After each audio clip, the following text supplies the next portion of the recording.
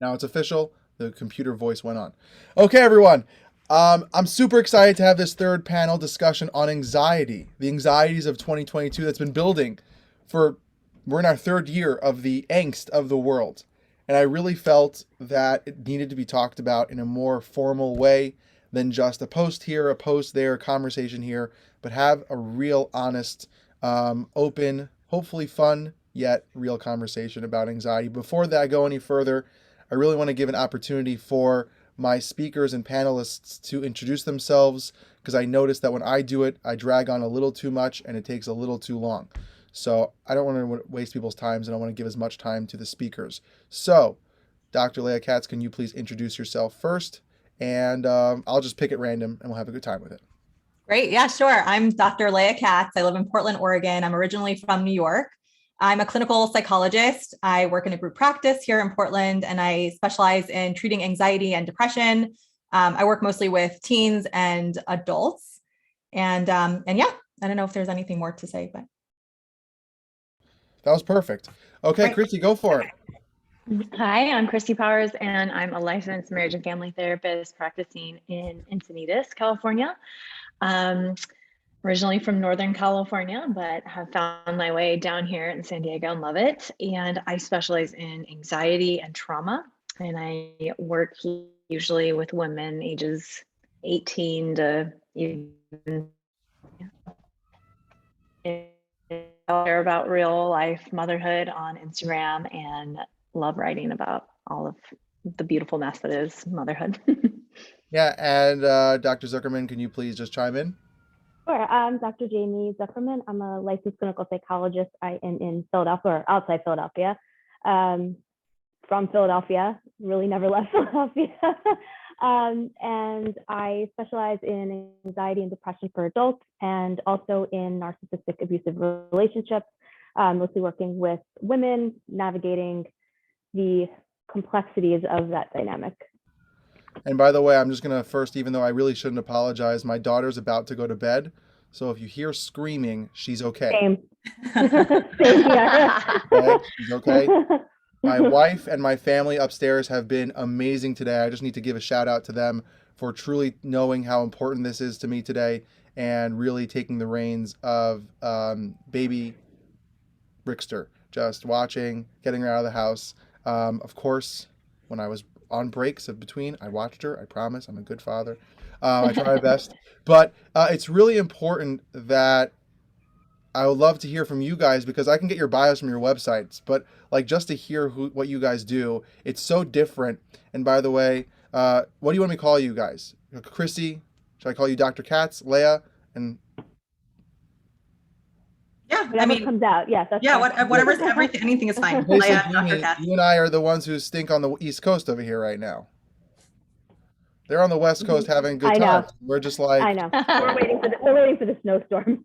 Oh, snow. That's exciting. Yeah, why not? Fun times, you know? Yeah, it's fine. I was talking to someone earlier today who was in North Carolina and South Carolina, and they were expecting a massive storm to affect the Wi-Fi. So they weren't sure, so they always jumped in first to make sure they got something in because they didn't know if they were going to get kicked off at some point. I want to just jump in right away. There's, in the end, in the last 2 to 3 years, the world has been filled with the idea of just unknown.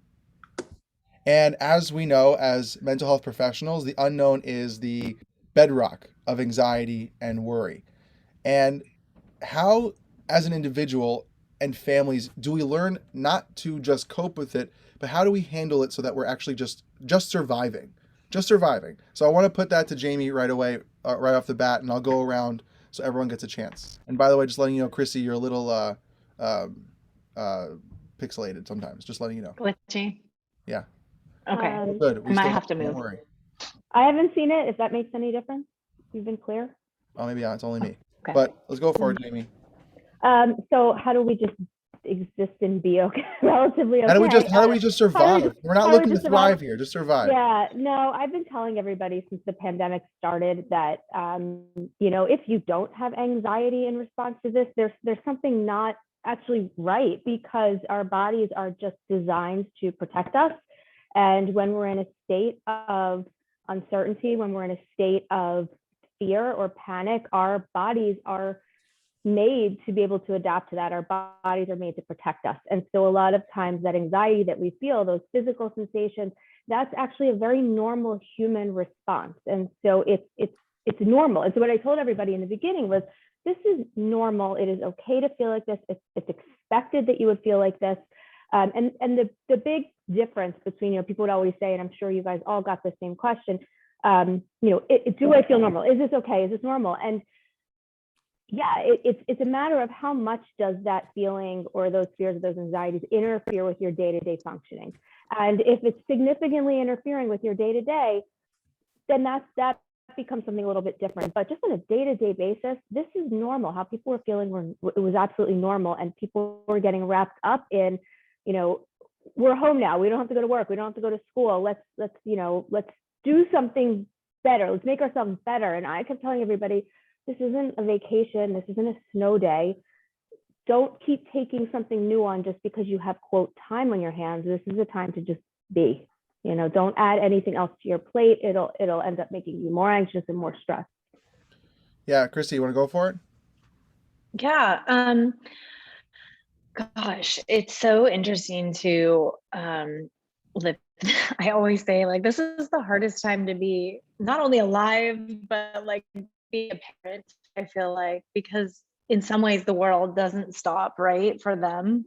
And we're trying to process a lot of our anxiety and stress and also model that for our kids. And in some ways, I feel like as a clinician and a mom, I've tried to still have, fun with my kids and look for those moments that bring me life. Then I'm like, okay, I know the world is so unknown and which is me and all of us, but also what can I do that brings me joy? What can I do that grounds me? And then also just, being in community. I found that like surviving for us in the last couple years has been all about community and finding those people that are safe, that can hold space for you. And then obviously working with a therapist has been, just invaluable for myself, but also with my clients. So, and as you know, we're all online now. So we all can see clients online. And yeah, I don't know if I answered the question correctly, but that's what I was thinking when you were talking about surviving during these unknown times. Who cares? You did a great job. I don't care if you answer. You did beautiful. Don't worry. There's no real, it's all good here. We're chill. So, Leah, you want to go for that one? Sure. Yeah. I mean, I really love what both Chrissy and Dr. Z said. And so just to second those ideas and maybe to add a little bit, which I think you both spoke to, but maybe just to name it, to add a lot of what I talk about in my writing and on my posts is mindfulness, and I really, really feel like it's something that's helped me in hard times. And I feel like is helping me get through this time. And it's something that I'm a big advocate in and encourage other people to at least try. It's not for everyone. It doesn't have to be for everyone. There's no pressure that it works, but mindfulness is this idea of like learning to watch what's unfolding around us and within us and stay present with it. And it can be really compassionate and really gentle and a great way of dealing with these really intense, really difficult feelings that are coming up. Uncertainty is one of the hardest feelings, I think, because if we know what we're dealing with and we know that there's like a negative outcome or we know how long this is going to last for, at least we can wrap our heads around that. But uncertainty is like this, like mind, I don't know, it's just a really hard thing to work with. And so I feel like the idea of practicing mindfulness formally or meditating informally, just bringing more of this present awareness can help us ride this wave. Yeah. And don't worry, whoever posted a question, I'm going to get to it for a second. Something that I spoke about earlier that as a story that I use often when the idea that leads to the next question is that there was a town, this is a made up story, don't worry, that had a rule that if you needed to use the water, you had to filter it before you ever used any water in the town.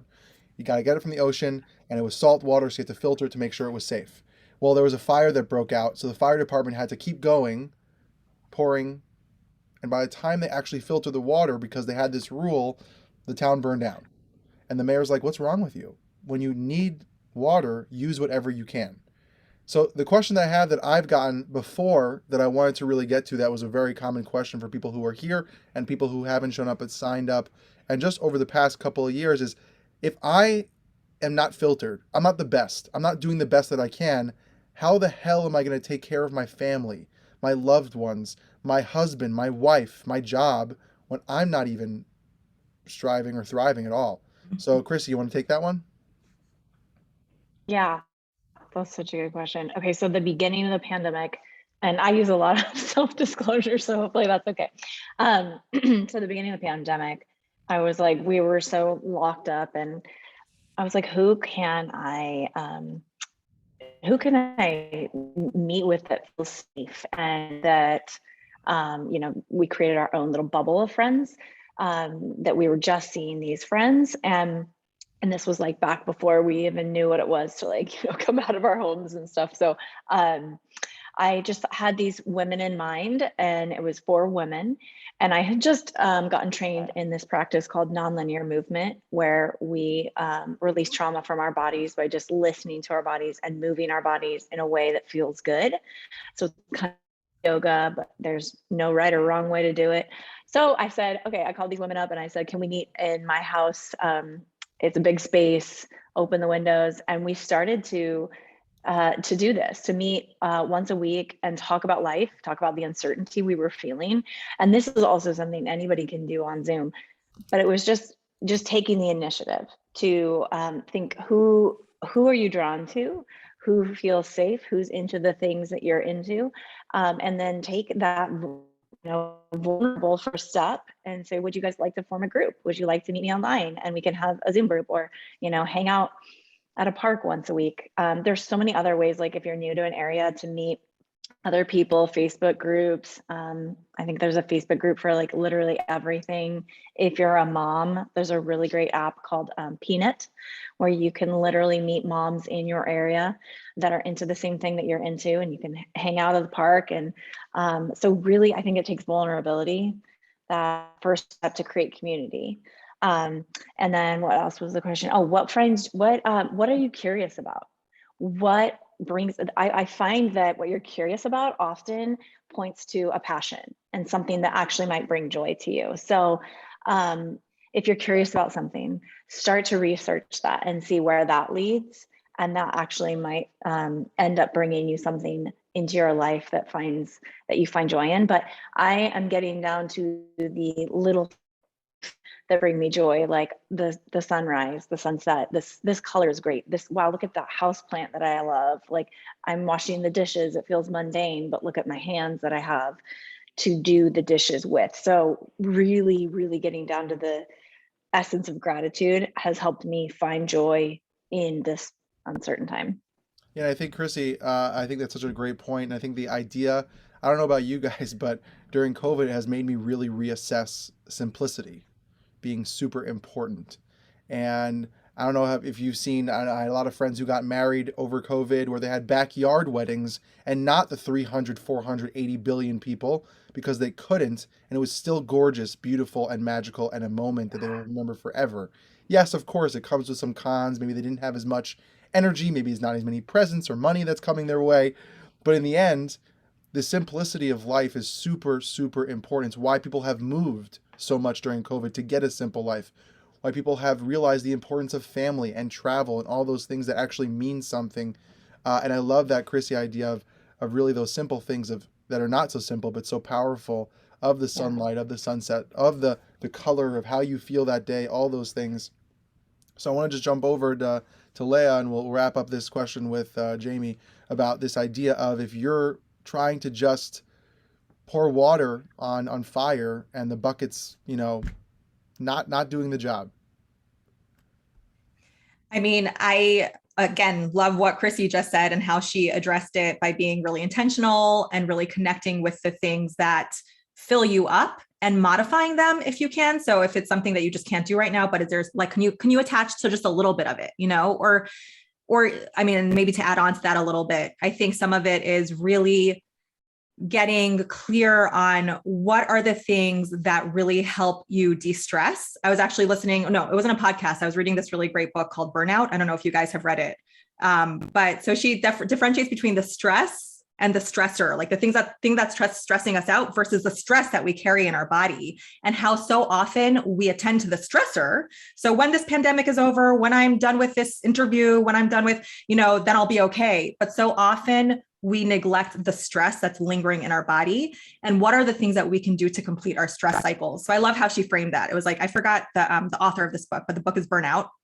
What can we do to complete the stress cycle, whether it's exercise, going for a walk outside, meditation, spending time with friends, loved ones, having a good laugh, right? Like all of these things are ways that we release stress in our body.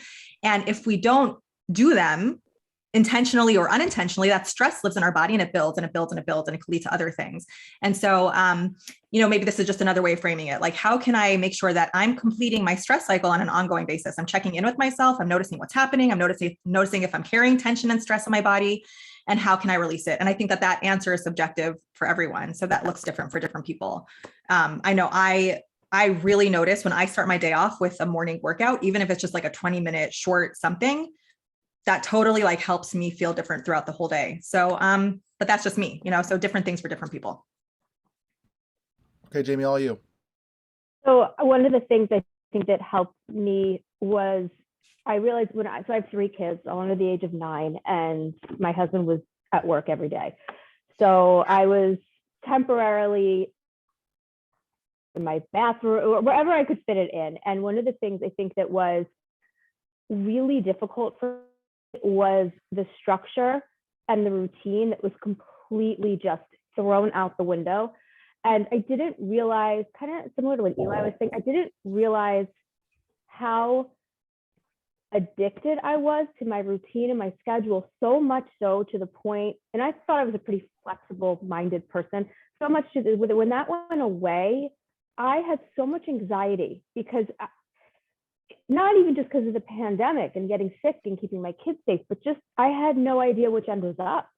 So for me, it was everything that Chrissy and Leah, I think it was all of that. And plus this idea of first being even aware, like you guys said, that you're even anxious, because sometimes people don't even realize that they're anxious, especially people that tend to be a little kind of type A, that are kind of constantly moving, they don't really realize they're anxious. And sometimes people will get migraines or backaches or stomach pains, or they're not sleeping as well, their muscles are tense, they're getting sinus infections, they're getting sick a lot. So there's a lot of different ways to tell you're anxious. So once you kind of become aware and mindful of how, as Christy was saying, how your body actually feels, where your discomfort is, slowing things down, then I realized what my stressor was, right? Like Leah was saying, I had no structure, I had no routine. It was disastrous. And I had a lot of mom friends who are way more, let's just say that if I was in charge of teaching anybody's children anything academically, it wouldn't go very well. We were kind of thrown into this, and teachers, I swear, the heroes of all this, they were thrown into everything. And I was now a teacher in addition to an adult psychologist, in addition to a mom of 3 kids, and there was no routine. So once I started to kind of figure out what it was that was causing me so much anxiety, I started kind of making this calendar in my mind, even just if it was something as simple as at 11:10, you're going to take a shower, right? And it sounds so ridiculous, but that's what it came to. And so once I started having an idea, we talked about uncertainty.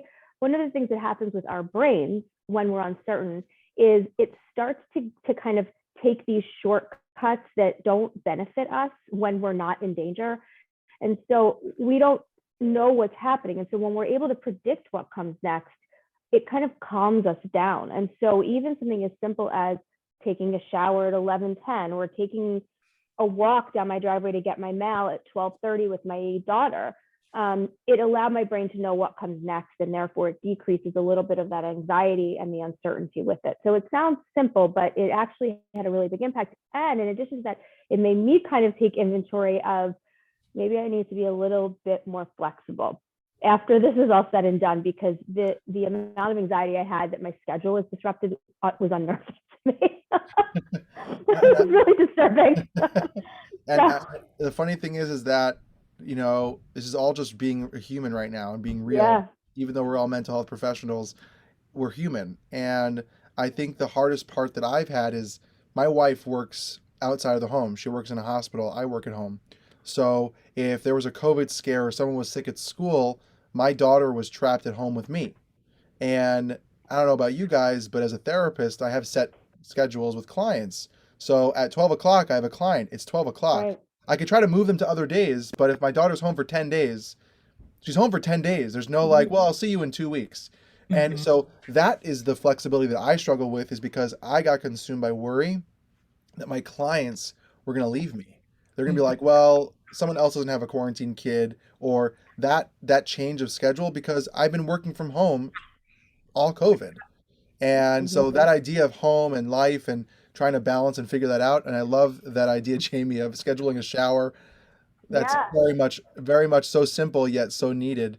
It's just something I wanted to ask, because you guys both mentioned all three of you mentioned in your intros about women, right? Women's health and focus on women. Do you feel, because I'm not a woman, do you feel that anxiety runs higher in women, and maybe because of parenting pressures and things of that nature, especially during COVID? So Jamie, jump to you first. I more anxiety. I think that it's expressed differently in men and women, and I think that women typically, I mean, we've gotten a million miles better with this, but there is still a stigma attached to mental health, and there's still a stigma attached to men expressing any type of mental health as some sort of weakness. So with women also, but I think men, we still have to kind of move that forward a little bit, but I don't think that there's any less anxiety. I think it's just a little bit more socially acceptable, unfortunately. I think men tend to express it in terms of, they keep it internalized. There's a lot of worry that goes on that we may not know, because they kind of internalize it this way. Anger, a lot of times anxiety in men comes out as anger, drugs, things like, isolation, or just things, or physical illness is a big one. Whereas for women, I think we tend to be a little bit more forthcoming. Even if we have physical symptoms, we tend to be a little bit more forthcoming. And I'm making a very blanket statement here, but that's just kind of my sense based on the patients I have, and kind of research and things that I've seen. But I do think Yeah, the women I asked express a it very more. pretty vague question. So, Yeah. you know, No, I think I think it's a really valid question, because I think it's important for men and women to know that just because it may not seem like men are more anxious, it's just, I think we're just anxious about different things. Like, honest to God, I think my limit came during the pandemic when one of my mom friends posted an Instagram story about how I'll never forget this, posted an Instagram story about how she made a daily routine for her children.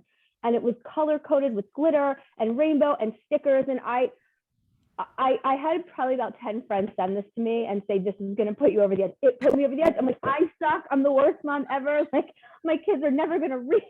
I think we have different anxieties. It's something that my husband didn't have to deal with or encounter. But he was anxious about other things. So. yeah, and Chrissy, I'll turn to you. Before, I just want to jump in super quick and ask the same thing to you, Chrissy, because I know your specialty is really with parenting and mom, and focus on moms. And something that I've noticed for myself as a dad, or just as a parent, is these anxieties of perfection of parenting.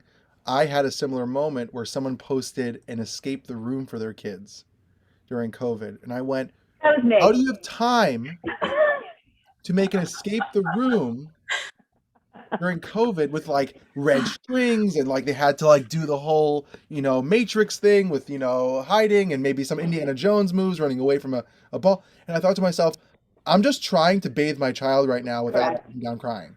Like, kudos to you. But by Yep. seeing that, it automatically, as a parent, makes me feel terrible. And I think from the question before about how do we, help others while we're struggling, as long as your child is alive, healthy, has a roof over their head, and is fed, you are a great parent. Right now, that's the baseline for all eternity in general. But even now, like, you don't have to make the glitter color coded, to-do list. If that's your thing and that gives you calm of mind for your household, all the power to you. But if you don't have the brain power to do that, that's okay as well. And it doesn't mean that you suck as a parent. But Christy, I want to just get your thoughts on especially moms and parenting and that anxiety during this time period of maybe some fun or good tips that you can kind of help people kind of take a deep breath and realize that they're doing okay.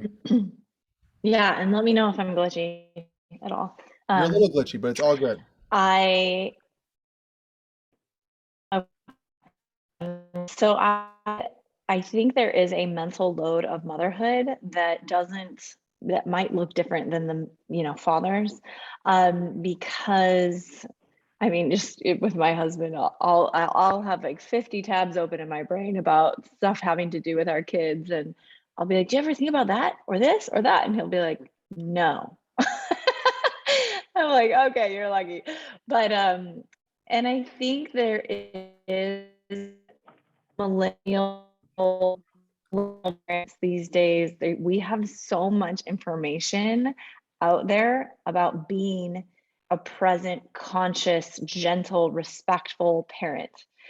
And I think I've had a couple clients where the anxiety around parenting has gotten so high that I've had to tell them to stop reading all of these books and just be with your kid. Just kind of like what you just in the present moment and love them.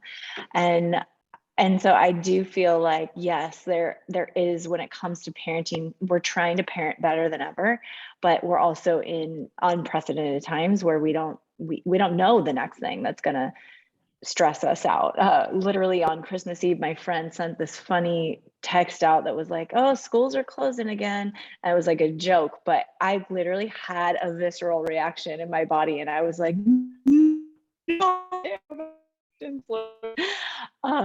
so yeah, and I can't complain too much because my partner is very just as involved as me in the parenting and the distance learning. But yeah, I do feel like if you're on this call and you're like, "I'm trying to be the best person I can be, I'm trying to be the best parent I can be," you have to notice that you might be a little bit hard on yourself, and we need to get on and just be with your child. So yeah, I might have to move to a different area.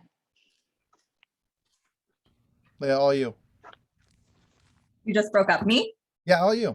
Okay. Yeah, I mean, again, I really love what Chrissy and Jamie said. I think that there's a lot of resonance for everyone. I guess, I know we're talking about anxiety, but like I've been reading a lot on burnout, specifically related to women right now.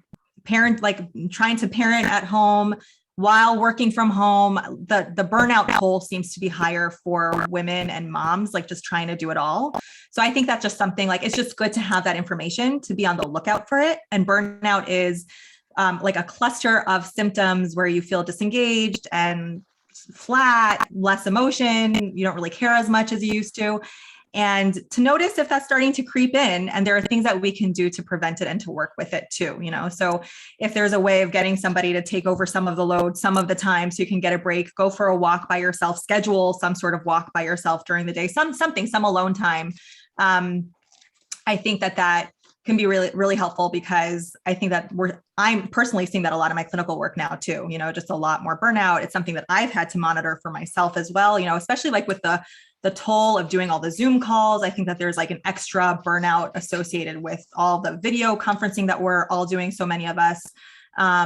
So I would just add that, because I think that can be like another component, not anxiety, but burnout, to look out for, to practice more self-care, to really, again, it's like with these check-ins, like I always say, like it starts with awareness, so like to really keep on monitoring and checking in with ourselves in this really gentle, compassionate way.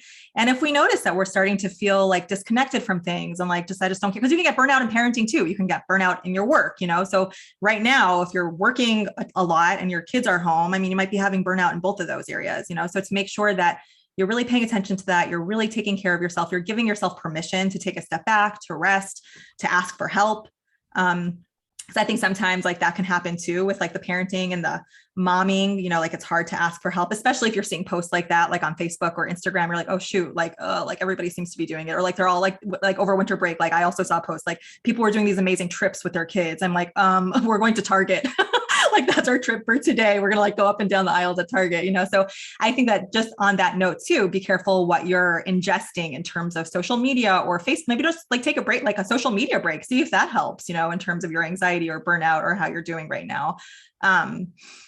Yeah. Or follow the people that are like super real. Yeah. And you know, I Yeah. was just thinking about all the things that you were saying. And the idea just came across my mind of just how patient and compassionate we need to be for ourselves. And especially during this time, whether we're parents, not parents, single, married, in a relationship, working, not working. And something that I've been asking all the people that I've had today on the Mental Health Summit is, how are you dealing with your stuff as a person as well as your professional life? Because you're human, right? We started off the day with modern mental health and what it means to be a modern therapist. It means being human, not being a cold, removed like slate or person, but really just to show up as who you are. So let's go to Leah. How do you do that? Because if you're having a really rough day because your kid's home or something just happened, someone passed away, there's stuff going on in your life, and we're all in this like Twilight Zone / weird Marvel movie going on right now. How do we put that aside and actually show up for our clients? Yeah. I mean, I really feel that as a therapist, especially going through such a big stressor right now, it's important for me to have my own support. So my own therapist, or if I'm dealing with parenting struggles with my kids, I have 2 kids, to get some support in terms of parenting them, the different challenges that we're dealing with in them. So, so that's something that really helps me as a person, and then also show up for my work, is just knowing that I have my own support and I have the people that I'm my therapist that I turn to if something is hard for me, and helps me unload and work through that. So that's an important piece of things. Just knowing that like I'm not alone, I have a community. And I think it's an important reminder for all of us that we could all sometimes, especially like during a pandemic where we're literally, or we have been isolated from each other and wearing masks, you know, it's really easy to feel alone and to feel like you're the only one struggling, or the struggle feels that much more intense. We can intentionally create community for ourselves, you know, whether it's going and finding a therapist, or it's connecting with a book club, even if it's, you know, like an online book club. We can do that for ourselves. It just takes sort of like this, like stepping back, reflection. What is it that I'm missing? What is it that can help support me? And how can I fill that need for myself? So that's been a big piece for me. And then I mentioned this before, but I really, really feel like it's just been so important being on top of my own self-care. So making sure that I'm exercising, because I really, really feel how much of a difference it makes in my own mental health. So it's just something that I prioritize, and I really try and do most days. And I really see the difference. The days that I don't do it, I feel completely different. So exercising, meditating, trying to not drink too much caffeine, make sure that I'm trying to get like enough veggies and things like that. Like those are all things that I'm doing for myself. I think we can all be doing for ourselves to try and help mitigate the stress that we're experiencing. Okay, Jamie, your turn. I think, yeah, I agree with everything that she said. And I also think one of the things is to assess what you value and make sure that what you're doing for yourself are in line with those values. Because, you know, one of the things that was happening during the pandemic, especially during the lockdown stage, was there was a lot of like online workouts and online, you know, everything kind of transformed to online. And I was stuck in my house, couldn't go anywhere. And I was like, all right, I'll do some online workouts. I hate working out. I play tennis every day. That's my thing. I make sure I have time for myself to play tennis. That is my sanity. That's where I feel, you know, kind of just present, and things just that seem to, you know, kind of infiltrate my brain are just not there at that time. So that's my thing. I couldn't do that during the pandemic. And I tried to do something that I thought I was supposed to be doing because it would make me feel better, because it's exercising. And I have to tell you, I absolutely hated it. And it was that moment that I realized I have to find something that I personally value, or else I'm not going to feel any better. So I had to figure out what it was that made me feel better, even if it wasn't like, I don't know, you know, eating healthy or going running. I don't run. Like, you know, my friends like, you should get out, you should go run. And I don't think that helped. So for me, so I had to personally figure out what it was that I could do to make it better for me. And one of those things was I started doing more Instagram lives. And I felt that was helpful, because I was able to connect with other people, connect with other psychologists. I met so many people, so many colleagues, and I felt that that was kind of what I needed to still feel connected to the outside world. That was very important to me. It felt very trapped and very stuck, which I'm sure everybody did. So that was something I think that I found to be extremely helpful. I started to kind of organize things in my house a little bit that I never really would have paid attention to because it just wasn't important to me at the time, or I'm so all over the place and fast paced that I don't slow down to see it.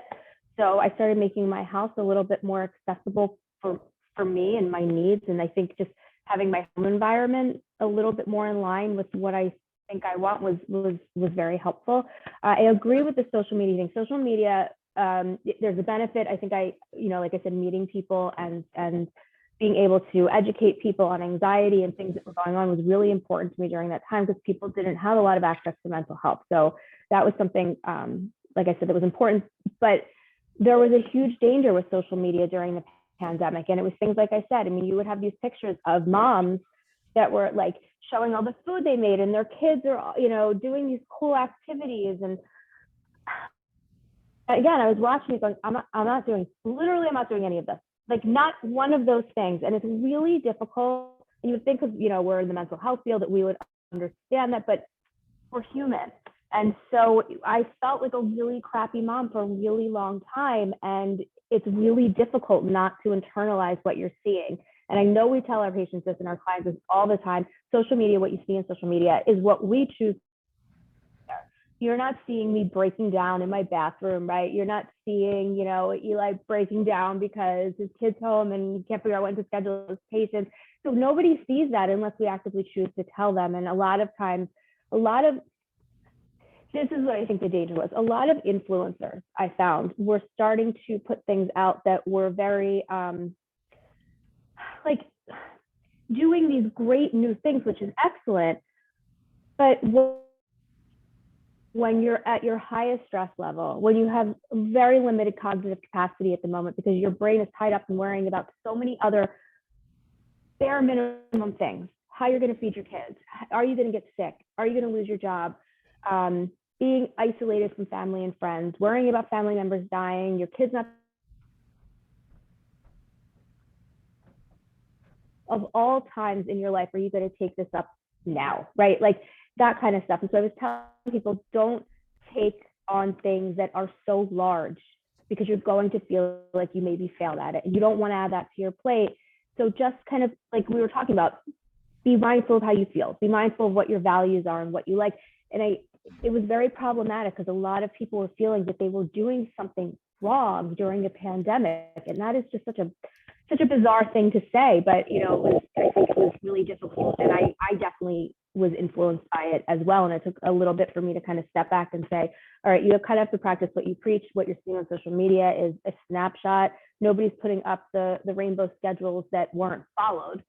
It looked great in a picture, but that their kids threw paint at and wouldn't do it. So I think that was very important to just kind of stay kind of aware of that and how you were internalizing it. Yeah, that. Do you know who? Yeah, Oh, Christy, sorry. go for it. You know who Kristen Bell and Dax Shepard are? Yes.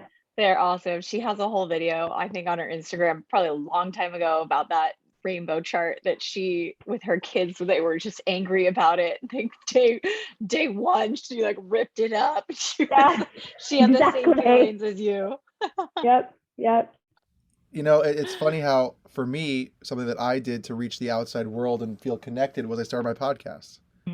I felt that I felt very alone, very disconnected from people, and I wanted to anyways do it. And I thought, you know what, might as well do it because I have all this time, because I didn't have this magical time that was created because of COVID. I just felt I need to do this for myself to feel like I can connect to amazing people, the three of you. And it was really just a cool opportunity. And I do CrossFit. Like, I don't run it. I do CrossFit, and everyone's like, "What's wrong with you? You do CrossFit?" And I'm like, "Yeah, I do CrossFit. What can I say?" I think the rule is if you do CrossFit, you have to talk about CrossFit. That's the rule. I saw you shaking your head before. You're like, "Oh, he's that guy." Yeah, I am. But in the end, I think we all have to find our thing. So, Chrissy, to you, I don't know if you heard or ever. I'll just reiterate the question, anyways.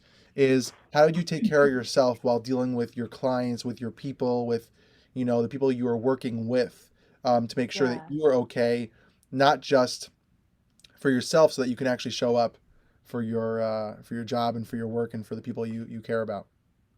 Yeah, I think feeling my own feelings when they come up, and I'm processing them with my partner or my close girlfriends that are like my people.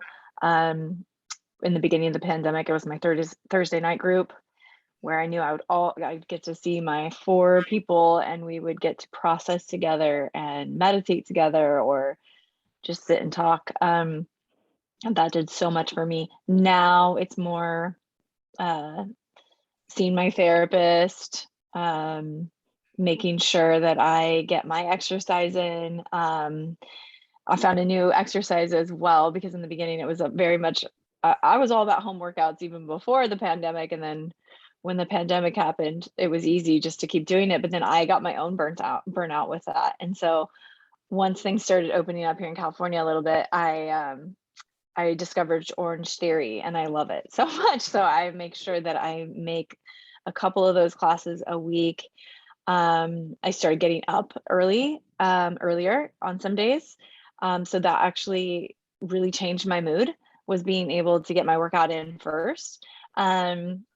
And drinking less. I started to realize that like, oh, I don't really feel that great when I like have wine every night. And so yeah, I started taking care of my body a little bit more in that sense. And just reading new things, I think, and also monitoring what I watch on the news on my phone. And I'm trying not to do that right before I go to bed anymore. And social media, and being very careful who I follow as well, because I've been online for a long time on Instagram and have done the blogging thing, and know a lot of influencers as well. And I think when the pandemic hit, it was just like, oh my gosh, everybody's at home on their phones. How do we encourage people, and and there were some that I think did a really good job of being real. And some people didn't want to talk about COVID at all. And for me, that didn't fly. I just was like, Mhm. how does this person have, like, how are they remodeling their house still? Like, it's no big deal. I was like, this is so frustrating to me. And so I noticed that was nothing wrong with them. I just have to mute people. I have to not block, but mute and unfollow people for a while. And that's okay. If you need to do that, this is your own space. And I think we're going to see more and more in the future. I had this thought the other day. I was like, I wonder if social media is going to be like the new, like, how back in the 50s they didn't really know smoking was so bad for you. And I'm like, I wonder in the future we're gonna look back and be like, oh my gosh, they let them have social media all the time. I can't believe that. And so yeah, that was like the thought that popped into my head. I'm trying to get off of it more and more. And I think the funny thing is, I know for me, the hard part is that as a younger therapist trying to make a name for himself, trying to put himself out there more, the feeling is to push harder on social media, to do the reels. I hate the TikToks and Mhm. the all these things. And that's why I stopped and said, you know what? I'm going to do it on my own time, when I want it, how I feel it. And I'm going to create a mental health summit that's just a 1 day thing that people can just tune in. That's not just in their face, even though I know I sent and shared a lot of times about it's coming up. But in the end, it was just more this overwhelming feeling that I need to do more. Like, why am I not doing? Why am I not doing? And I think in the social media world today, especially during COVID, there is this like narrative that comes, that I felt underneath that, like I said before, this magical time we now have because we're all home. So you might as well be able to remodel your house, clean your entire house, cook the fanciest food, get that workout in, be an amazing parent, also be a great husband, wife, partner, friend, also, get 8 hours of sleep, and also do. And I'm like sitting there like, people actually are doing that? No, but it's just a narrative Well, that's being pushed that you can be everything.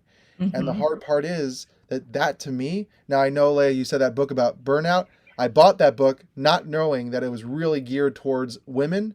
Not that it's not a bad book to read. And I started reading it, and I said to my wife, I'm like, I think this book is more for you. But in the end, that is burnout. that leads to burnout when we feel like we can do everything and anything.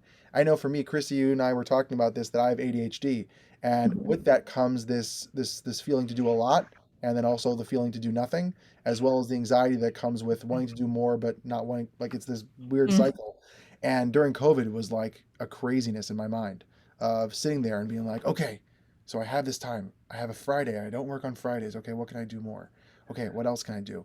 Oh wait, should I do? And who should I connect? And it was like this thing that I think you said, Chris, that really spoke to me is just being present, being still, like just being like looking at that sunrise, sitting with that, washing those dishes and looking at your hands and going, wow, I am washing my dishes. And a few things that I have seen come up a lot. Now, I don't specialize in OCD, and I know it's an anxiety disorder, right? It's under the DSM. Not that that truly matters because it's still an issue however it's functioning in the DSM or not. And one of the things that happens a lot is that I've noticed a lot of ramping in anxiety around just health, right? Safety and health. How have you guys seen that come up? And any tips that you feel the ramping of it and how maybe to help someone de-escalate? And we're not here to fix it. And this is not real therapy, but just some tips and tricks you can maybe think of that you've seen in the people that you're working with of that ramping, maybe even in yourself, if you don't want to say, that's okay, of that worry of getting sick, health, safety of you and your family. Whoever wants to jump in on that one, you're more than welcome to. I'll start.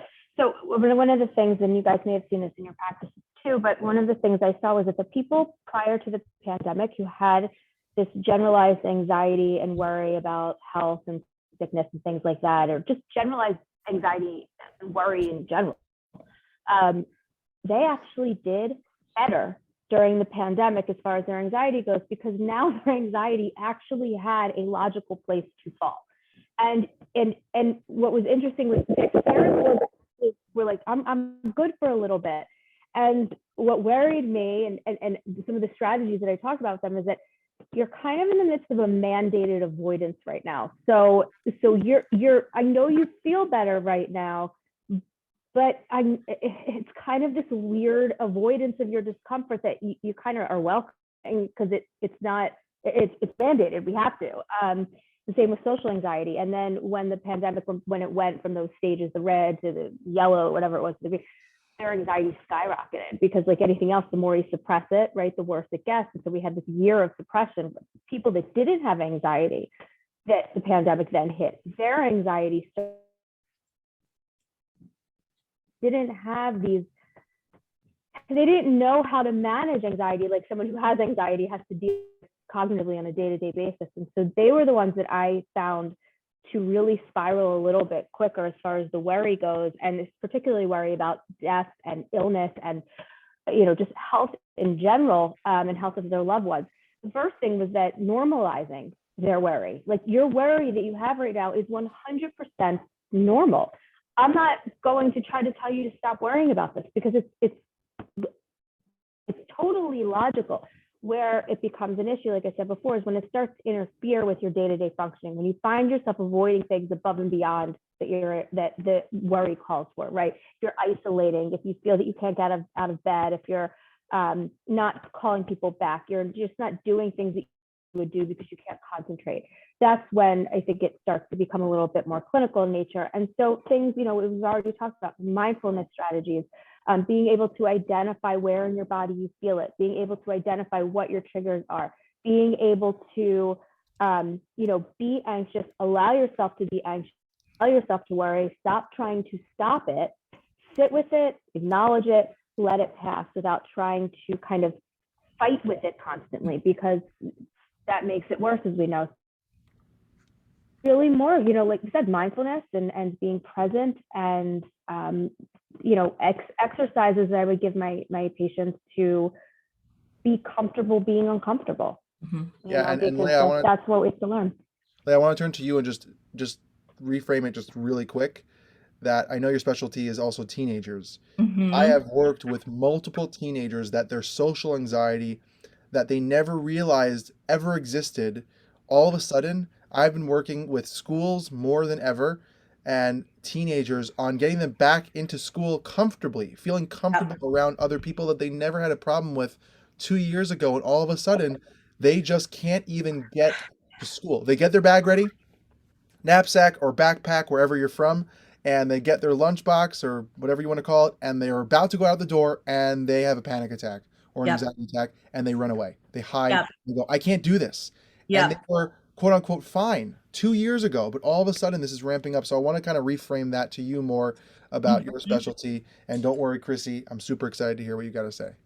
Well, so you just read my mind, because as I was listening to Jamie talk, I was like thinking about how in my clinical work where I've seen this, and I've seen a lot of the kids who struggled somewhat or however, or even to a larger degree with social anxiety before the pandemic. And like they were doing great when school was on Zoom learning and they didn't have to leave the house, or, you know, so social anxiety, it was academic performance related anxiety, like all of that seemed to really dwindle down because it felt better to take tests at home and there was less pressure and a lot of the schools went to pass or fail. And so definitely like that's been a big topic of conversation, and a big thing that I've been working on with a lot of people is getting back out, you know, and all, it's just, I mean, bringing us back to what we were talking about in the very beginning, you know, the uncertainty of it all. So we were back out, then we're back in, and then like that's definitely adds a factor of stress and increases the anxiety of it all, is that it hasn't been like this steady, like, okay, now we're going back out and we can know what to expect and we can prepare ourselves for it and take little baby steps. You know, it's sort of like it's start, stop. You don't know what's going to happen next week. So I guess I really like the strategies that Jamie was talking about. I think you can use that for social anxiety and for people who are, you know, worried about going back after having been in this like safety cushion for so long. I would add to that also something that is shown to be really helpful for people with social anxiety or phobias, or is exposure work, you know? So it's this idea of letting yourself face the thing that your anxiety is telling you cannot do in very small, tolerable increments, you know, so not in ways that we're flooding ourselves or we're taking on too much, we're feeling like a failure because we can't do it yet, but it's meeting ourselves where we're at and taking a little baby step in the direction of a bigger goal, you know. So if I want to get back to school or social events, let's say, because this comes up, you know, social anxiety with kids, but also with adults, you know, like going back out and seeing people and if there's a gathering of some sort, how can I get myself to take the next little baby step? And in therapy, this is what a therapist would do, is you map out, it's called a hierarchy of the small steps that you take to reach that bigger goal of, let's say for a teen going back to school, it's I want to be able to make it the whole day in school, in person, and not have a panic attack. So, you know, you'd map out like the next thing, okay, like let me just drive past the school and do that until my anxiety comes down to a tolerable number, using skills, you know, using like the cognitive reframing. So the idea of like getting at our thoughts that are making us feel anxious and reframing them, but also the somatic soothing. So taking deep breaths or whatever we can do to calm our body, because anxiety is so physical. So exposure work, but I always, you know, exposure work can be so scary to do because I mean, you're doing the thing that like anxiety is like making you terrified to do. So a lot of people have a hard time showing up for exposure therapy or like completing the exposure therapy exercises. So I practice from like such a mindfulness cushion, like gentle exposure, you know, so don't push yourself too hard. Don't judge yourself if you can't do it, you know, like just sort of like bring that again. We're all saying the same thing, like bring your awareness back to your body, notice what's happening, see if you can be present for it, know when to take breaks, know when to call it a day in a very kind way, you know, celebrate your small successes when you do the thing that or even if you showed up to do it, but you couldn't do it, that's worth celebrating too. But that's been a big topic of my therapy work, you know. Yeah, and I think it's just interesting that you just said that, Leah. By the way, I realized that my fancy mic wasn't plugged in this entire time, so now my fancy mic is plugged in. Go me. It's been a long day, but in reality, it's funny how we're all like getting to the same thing, which just shows you how in touch we are, which is why I like to have the people that I wanted on this are pretty much, you know, thinking similarly in such a health and wellness perspective. So Chrissy, in the work that you've done, how have you seen it shown up? What are some things that, I know it's hard to go last after a question like that, but some of the things that you really feel have been helpful, or some things that people have brought up in session, if you can, that are really just on their mind about the anxieties that have just been ramping up about health and wellness? Yeah, I loved what Leah said about the mindfulness piece of having that cushion of gentleness, and just having more self-compassion. I mean, in our culture, we're so go, go, go, kind of like what you were explaining on your day off. You're like, what more can I do? How more, how can I get up? Yeah. And sometimes it's just like, we don't practice the being and the gentleness as much as we should for ourselves. So I loved that. I with my clients I love utilizing acceptance and commitment therapy, which is the idea of radical acceptance. So not judging the anxiety or the feelings in our body when they happen, but just labeling it. And so if you are a high schooler and you're going back to school and you're really anxious, just walking through those gates and saying, okay, yeah, there's anxiety in my body. I feel it. My hands are tingling and my heart races a little. And okay, there it is. Yep, that's anxiety. Okay, I'm going to go breathe. I'm going to go sit down in a place where I feel safe and breathe. So just with that tone of voice that I used makes, when I do that even for myself, it makes me not escalate in my anxiety and go straight from like 0 to 60 and have a panic attack. So I teach this to my clients, that when you just label it and just say, oh yeah, there's that awful anxiety again in my body, and it makes me, so it keeps you from going in your head and getting into that like hamster wheel type anxious thinking. So labeling it, accepting it, like and it's counterintuitive, right? We don't want to accept anxiety. We don't want to make room for it in our lives. But when we do, and we say, yeah, it's here, the idea is that it becomes less and less of a louder voice in our head. And we are the one driving our own bus. I use this bus analogy that we all are driving a bus in life, and there's rowdy passengers on the bus. This is from acceptance and commitment therapy. And that the more we are yelling at the passengers and fighting with them, like, where would our bus go, right? Our bus would go in the ditch. So the more we just say, yeah, okay, there you are, depression, there you are, anxiety, I see you, I hear you, but you can't sit in the passenger seat and you certainly can't drive my bus. When we do that, we become, the leaders of our life. And we're saying, everybody has these rowdy passengers, but I'm going to kick them to the back of the bus. And when I do, I feel empowered. I feel stronger. I can get through my day and I can reach some of those goals that Leah was saying, that, that just the next thing, just make it to lunch. And then I notice that when we do that, becoming empowered kind of gets those rowdy passengers to quiet down. Yeah, and I know Chrissy, you talked about Kristen Bell. Something that I truly admire. I'm basically a massive Disney fan because my daughter, all she watches is Disney. By the way, there's a part of me, this is really weird, that thinks that Disney Plus knew that COVID was going to happen. I had the same thought. Because they're like, oh, wait, you're stuck at home? Boom, Disney Plus. Awesome movies. Wait, Encanto? No one talks about Bruno, right? It's just in your face. So, Raya? Come on, right? It just came out. Conspiracy theories. In reality, my daughter loves Frozen. She was really on a Frozen high in the beginning. We haven't watched Frozen in a while. And the song "Do the Next Right Thing" in Frozen 2, Kristen Bell was told that by her therapist, right?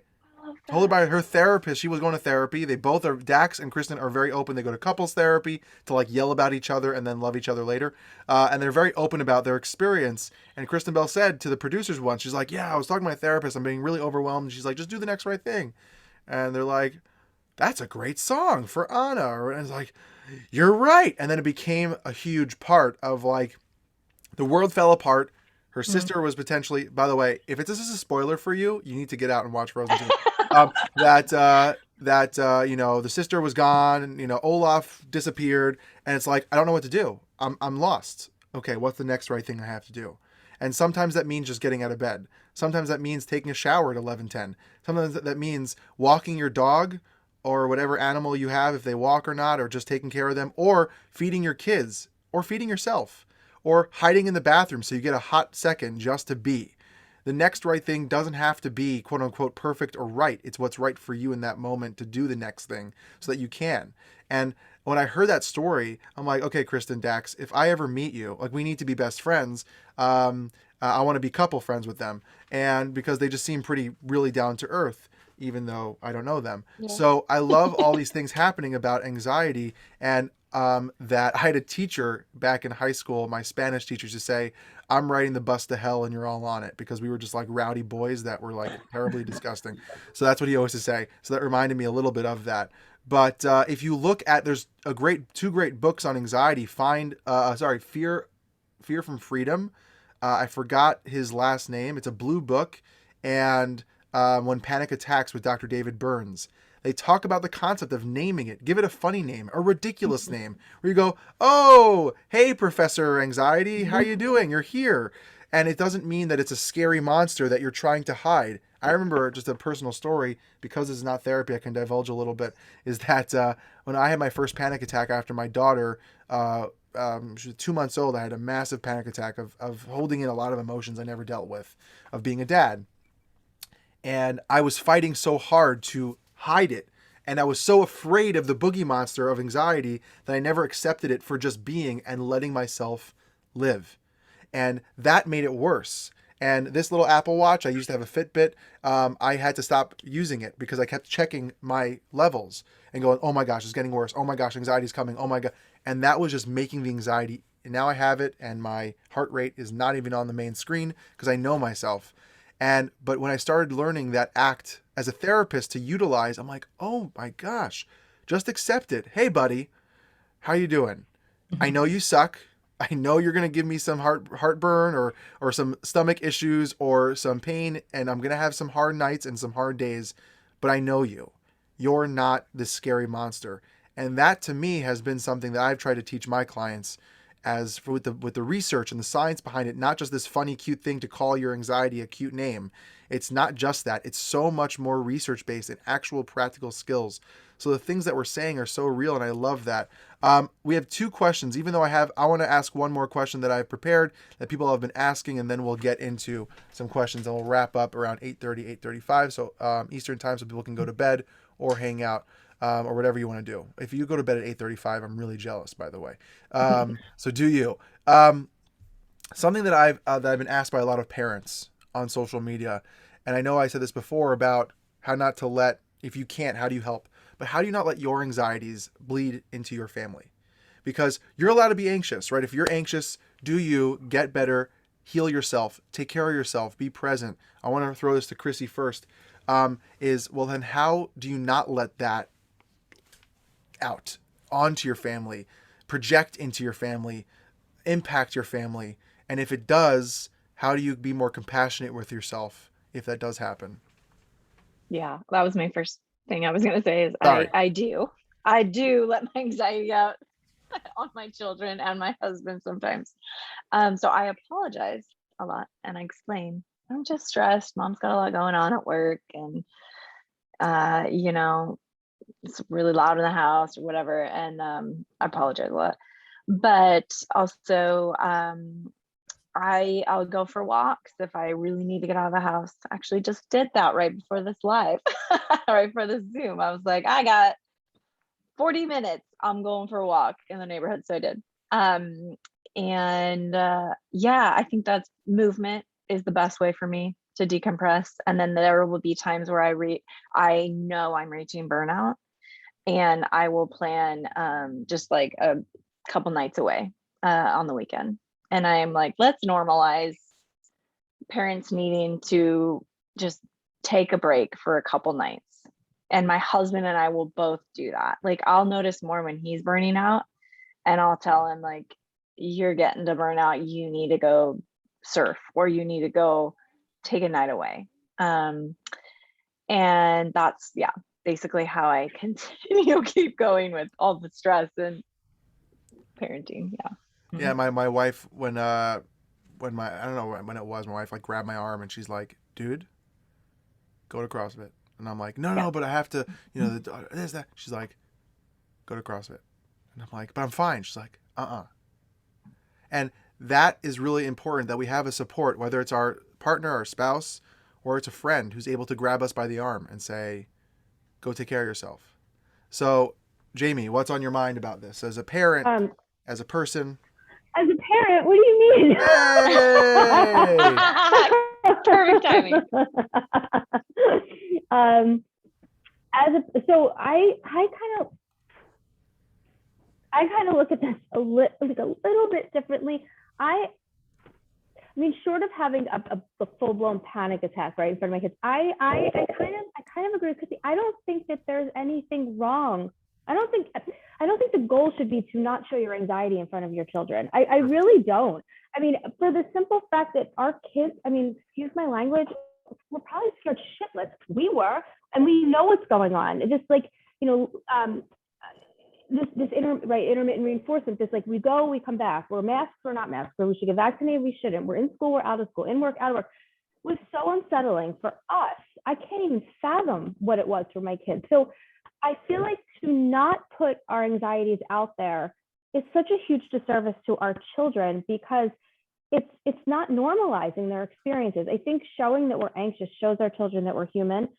It shows them that it's okay to feel this way, and that it's okay to be uncertain, and that everything will still be okay emotionally. Like even if bad things happen, we will be okay, because watch, like mommy's being, you know, able to handle the anxiety appropriately or something like that. And I think we can use it as an opportunity to model for our kids. I think we can use it as an opportunity to model for our children how to manage that anxiety. And I think that when you get to a point where you feel like it's a little too much, just like Chrissy said, you apologize, right? You say, you know, I'm having a really tough time right now. We all have tough times. I'm going to excuse myself for a little bit. And I think then again, it also models for our kids. It's okay to do something for yourself, right? It's okay to separate for a little bit so that you come back kind of like a better version of you, because they don't want to be around you when you're not a better version of you, right? I mean, I think I've screamed more at my kids in the last 2 years than I have in their entire existence. But they've also cried more, right? They've been scared more. So it's everybody's emotions have been heightened. And I just think it actually benefits them for them to see us human. Yeah, I was, you know, when I get asked this question a lot, I really hope that that's the answer that comes through, because I think as parents, we're so afraid to sometimes be human. I heard this quote that the hardest day for a kid is learning that their parents are not superheroes. Yes. And when they see them cry, scary for them. And to me, I hate that quote, because parents are not supposed to be superhuman. And I think that's our parents and grandparents' generation, that we are the power, we are the perfection, we are the greatness, and you know, you're little nothing children. And I think that doesn't mean that now there's this power difference, whatever that means, but as good parents, we need to be human. And I'm glad the two of you, and I can't wait to hear what Leah says, said that, because that's so honest and real. Like, yes, I break down. I have hard days. I want my kids to see that. And it doesn't mean that they're not safe. They're still safe. No. They're good, right? They're okay. And to learn the inflections of emotions, to see the ups and downs of human reality is so much more important than to hide it. And the more we hide it, then that comes out later and we're like, wait, our parents did have emotions? What the hell is that? So I see this too. I was going to say really quick, I see this to my patients too, when they say like, you know, well, you know, you're a therapist, or even if my friends say, well, you're a psychologist, like, why do you have anxiety? It's this idea that we're kind of, A, because we're parents, B, because we're therapists. You know, I always say cardiologists have heart attacks, right? Dentists get cavities. I mean, you know, therapists get anxiety. It's just human. Wasn't that thing going around for a while with like the big therapist on social media? And I don't know what that means really when I say big therapist on social media. When they were putting their medication on their tongue and taking a picture of themselves. Jake. Yeah, Jake. Good, Jake did that. To like to say, look, I take anti-anxiety medication, and that's okay. And I think it's just so important. That's like the whole point of why I do what I do, is like modern mental health. It's okay to be human. Now, it doesn't mean that now I'm going to tell my clients my social security number, what fight I got into with my wife last night, or what, you know, I ate for breakfast. Not that that's really that's not that inappropriate. Like, I had eggs. Okay, big deal. Whoa, there you go. Boundaries. But that I have anxiety is real, and that makes me a better person because I'm human. Leah, go for it.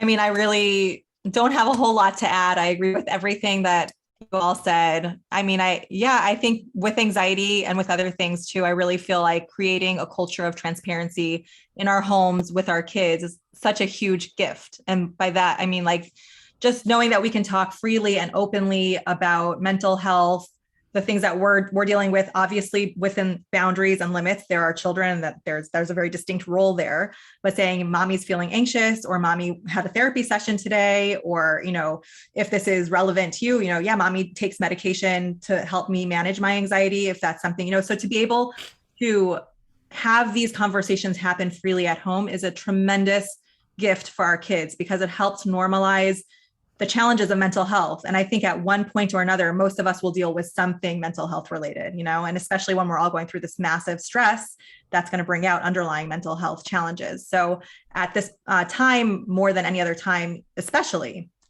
So definitely the modeling the culture of transparency. The one thing that I was thinking about that I think was talked about a little bit, but just to sort of put on the table, I think there's a difference between us as parents experiencing anxiety in like a regulated way, and like I have tools and I know how to cope with it, and dysregulated, sort of like a raging, yelling kind of way. And I think it is important to put the two into two separate camps. And if we feel like we are erring into that camp of like feeling like we're just yelling too much, or we're angry too much, we're just feeling so irritable that it's interfering with our ability to parent, then seeking out therapy is always a great option, and if relevant, and if you feel like you might benefit from it, same thing with medication. Like medication can really help take the edge off. If you go to a licensed prescriber and you talk about it and they think it's appropriate for you, that can be an excellent way of managing it too. So it's self-care, but it's also like, and that's a piece of the modeling too. Like mommy feels like I've been yelling too much. So I want to take care of my mental health so that I can show up more presently for you, So, yeah, that's for sure. Yeah. We have two questions, then we'll wrap up. The first one is how to deal with the anxiety of advocating for ourselves during this time period, whether it's work, whether it's school, whether it's our partners. How do we get or push past the worry and anxiety? Let's say, for example, you're not so happy with how a school is dealing with your kids' health, your community, your synagogue, church, mosque, whatever religious that or non-religious thing that you are involved with, your gym, anything. How do you advocate? This is not going to be posed to any specific person. Anyone can jump in how they want. I'll go. I think for people that are kind of falls, I guess, on people that are tend to be a little bit more people pleasing or have difficulty kind of expressing their needs. Either they don't think they matter, or they've never really done that before, or advocating for themselves makes them uncomfortable and makes them anxious. I tell patients to kind of feel that, and at the same exact time, advocate for themselves. That, if you wait to not feel nervous to advocate for yourself, you're never going to do it. So maybe do it with somebody else. Maybe do it with your partner. Go with somebody, or have a friend read your email and maybe save it and read it the next morning. Take the emotion words out of it. It's very helpful when you're in a situation, especially during something like this, where when you advocate for yourself, I think it's always helpful to use more kind of fact-based language than it is to put the emotions in. Not that the emotions don't matter, but you tend to get your point across a little bit clearer. Use as few words as possible, short and sweet. But most importantly, to know that you have every single right to advocate for yourself, even if it's brutally uncomfortable. It's never easy to advocate for yourself. There's always a small piece of nervousness if you're not heard. Even if you're someone that has no problem advocating for yourself, there's always that piece of, what if I'm not heard? And I think that's the fear of a lot of people when they advocate for themselves based on a whole host of other things. But, find somebody that you're most comfortable with and speak to them. With school, let's say, for example, let's say you're not so thrilled about the procedures that they're doing right in the middle of the pandemic, and people have varying views about COVID and let's say it's just one big mess, and you don't like what's going on. There's no easy way necessarily to go about doing it. I think that it's important to kind of keep your anger in check, right? That's why I say save your email, save what you're going to say, sit with it for a little bit. Sometimes even just bullet points help, right? To kind of make it very clear cut, and go to somebody within the organization that you feel safest with, that you feel most connected with, somebody that will listen to you, even let's say if they don't agree with you. Because at least let's say use my kids' school, for example. there's various people I could go to, but there's probably one or two I would tend to go to more frequently because I would feel less anxious going to them, or I feel like they'd listen a little bit better. Amazing. Jump to the other questions and then we'll wrap up. When it comes down to how, in the end, there seems to be no real end to what's happening right now. If Chrissy and Leah, if you can chime in, and Jamie, of course, you're not going to talk about this just because you answered the other one. What are some lasting ending tips that you can give people to deal with this coming up unknown, with variant after variant? Who knows what's going to happen that we haven't discussed already, or reiterate something. And I will say, by the way, someone posted in the chat, and I just want to give a shout out to Jamie for a second. Someone posted about curriculum for meditation and mindfulness in schools. Jamie has a workbook that she published, so go Jamie. And so that's a great way to maybe push and advocate to the school that there's a therapist that has a mindfulness-based anxiety workbook that could be something, because these are the real skills we need to teach our kids. Not just like, I'm not here to bash math. I know as a therapist, I don't do math. That's like why I wanted to be a therapist. I'm like, no math ever again. No math. But those are the real skills that need to be taught in school, especially right now, how to be mindful, present, breathing techniques, anxiety work. So she has, and I'm sure you can find other workbooks, but we have a great resource right here. Okay, so that question, how do we deal with the unknown coming up in the next year or so? I would just start. Oh, sorry. We're going to go, Chrissy? No, you go. I mean, it's a little nugget, and it might sound a little oversimplified, but I think that it's like really profound if we just sit with it. And I think it's how we deal with this uncertainty, it's the cornerstone of working with anxiety really in general. And it's learning to not get too ahead of ourselves. Our mind wants to spin lots of stories, about what will be and what if this, and I don't know about this and how much longer. And I think if we can recognize that is the narrative that our mind is producing, and that's the tendency of our mind to want to drag us into the future. And actually there's an adaptive function for that, to try and prepare us for danger and for threats. So that's where it comes from, the tendency to do that, to notice it and bring ourselves back to right now. Again, it's like the crux of mindfulness, but this idea of, can I be here now with just this? So I think Chrissy, you said, Jamie, somebody said like a really nice, the next right thing. So like this popped into, it's not that, but this is like another one that I really like when the going gets rough and you're feeling like, oh gosh, like my mind is going crazy and I'm going in circles. Can I be here now with just this emotion, with just this breath, with just this thought? Can I be here now? So it's noticing the urge. Normal. It's okay that this is happening. This is what my mind will do. And actually, thank you, mind, for trying to protect me. I see you. Let's come on back. Let's focus on right now. Let's focus on what we can control right now. That's how I would address that. Chrissy, all you. Yeah. I was thinking basically the same thing, like back in the beginning of the pandemic, I would actually call my brother, who's my grounding point. He's also a therapist. And I'd be like, what? I mean, are we ever going to get out of this? It doesn't look good. And he'd just go, yeah, I don't know. I just got to stay in today. just like that. And I'm like, okay, I guess that's all we can do is stay in today. And I'm like, okay. So for me, it's very much like, not like I said, not getting ahead of myself. There has been pandemics before. And I do think we will get out of this. And I think we will be more resilient. So I look at the resiliency that we've created and cultivated in our lives, as well as our kids. And when someone asked about like the COVID spikes, their anxiety gets better. And then when it spikes, it gets worse. And so it's like, yeah, if you're basing your okayness off of the news or how COVID is spiking, that's not a way to live. So come back to your today. What is going on today for you?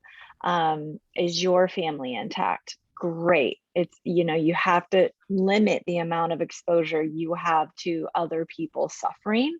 And I know that sounds weird, but I mean, back in the height of my anxiety, especially when I was pregnant, I'd go on Facebook and see someone's sad post about something happening to them. And I had to block things out because I would literally live as if it were happening to me. And I know a lot of people are wired that way. If you're highly sensitive, might be empathic, and it's so hard to read those things. And sometimes you just have to live as, I'm okay today, and block out some of that news. So yeah, hopefully that answered a little bit of how do you live. Obviously you can take your precautions that make you feel good and authentic, wearing your mask and things like that, but yeah, focusing on what you can do. Ooh, that brought tears to my eyes. That was really beautiful. I know. Oh, Wow, that living in today, that was really beautiful. I really want to thank the three of you for showing up today and really, making this a reality of just an idea that I had a month and a half ago. And I hope this is not just going to be now, but hopefully a yearly thing, depending on where I live, what we're doing, how the world ends up. But just something I think that's super important for us to really just talk openly, honestly, with professionals, in a great way, to be accessible. I see more questions in. We do have to wrap up. I'm so sorry. We just have a lot of things we need to get to in life, and can't be here we could talk about this forever, in a fortunate way. So really, really, thank you so much, the three of you, for saying yes. And that means something to me more than you guys can understand. I'm going to be texting you guys later to ask you a question or follow up. But again, have a wonderful rest of your night. And wherever you are, be healthy, stay safe, and stay tuned. There's going to be follow-up, and who knows what's going to happen in the coming months. Thank you for asking us. Yeah, thank you so much, Ellie. Thank Take care. you. Be well. Bye. Have Bye. a good night. Bye, everyone.